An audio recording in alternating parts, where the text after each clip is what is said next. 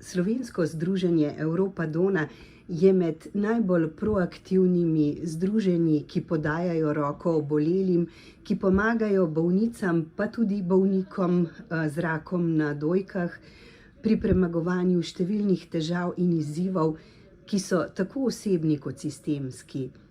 Kakšni so ti izzivi? Ali v zadnjem času morda opažate, da so se stiske povečale tudi glede na aktualne danosti v sistemu? Kako pogosto se ljudje obračajo k vam po pomoč? Ja, res je, v Združenju Europa Donna Slovenija si že več kot 25 let prizadevamo podpirati tako bolnice, bolnike in njihove svojce na tej poti soočanja z rakom dojk.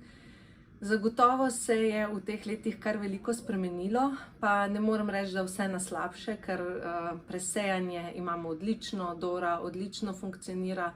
V zadnjem času pa mogoče opažamo več težav z dostopnostjo do diagnostike, preden se postavi diagnoza.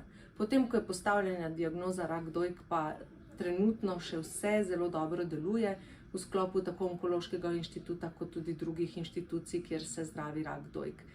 Veliko se obračajo na nas predvsem oboleli, na naše svetovalne telefone in spletno pošto z različnimi vprašanji. Seveda v začetku je to večinoma, kar se tiče zdravljenja, po zdravljenju je pa veliko vprašanj na temo vračanja v službo, dolgotrajnih bolniških staležev, kako nazaj v normalno življenje oziroma kaj je tisto novo normalno življenje po diagnozi. Tako da kar celostno potegne ta diagnoza, ne samo telesno, ampak tudi duševno, mentalno zdravje obolelega. V večini so to ženske, ampak zraven njih so tudi njihovi partnerji, otroci in v bistvu zboli celotna družina, ne samo bolnica.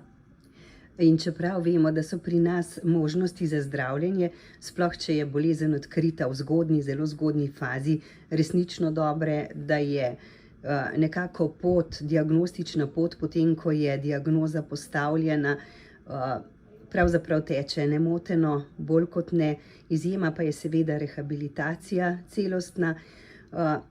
Po drugi strani pa se človek vpraša, ali so ljudje, so ženske dovolj ozaveščene glede tega, kako preprečevati bolezen, kako prisluhniti svojemu telesu, kdaj se odzvati in ne čakati. Ja, res je, ta celostna rehabilitacija se na srečo tudi nekoliko izboljšuje, vsi skupaj delamo na tem in držimo pesti, da bo to vzdržalo in da bo res dostopno vsem obolelim. Je pa res tudi to, da dokler smo zdravi, mogoče nismo pozorni na vsa opozorila, tako telesna kot osveščanje oziroma sporočila, ki jih lahko dobimo iz okolice. Tako zelo pogosto slišimo od tistih, ki zbolijo oziroma takoj po diagnozi rečejo: "Joj, saj smo vedeli za vas, pa vas nismo nikoli resno jemali." Od tega, kako pomembno je spremljati spremembe v samih dojkah, v počutju, v telesnem počutju in v duševnem počutju, kot odzivanja na preventivne presejalne programe. Tukaj seveda bistveno več kot Dora, potrebno se udeleževati tudi Zore in Svita. Tako da to je nekaj, kar imamo. Preden smo pa vključeni v presejalne programe, smo pa sami tisti, ki smo odgovorni za svoje zdravje.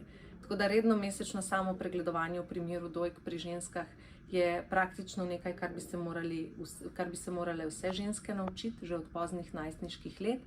In seveda tudi zdrav življenjski slog. Vse več raziskav to tako močno potrjuje, da je zdrav življenjski slog, to je zdrava prehrana, primerno telesno gibanje oziroma telesno gibanje in izogibanje alkoholu, cigaretam, drugim škodljivim dejavnikom iz okolja zelo, zelo pomembno, ne samo za nekatere rake pljuč in debelega črevesja in danke, ampak tudi za raka dojk, ki sodi med enega 6 najpogostejših, pri ženskah pa med najpogostejši rak.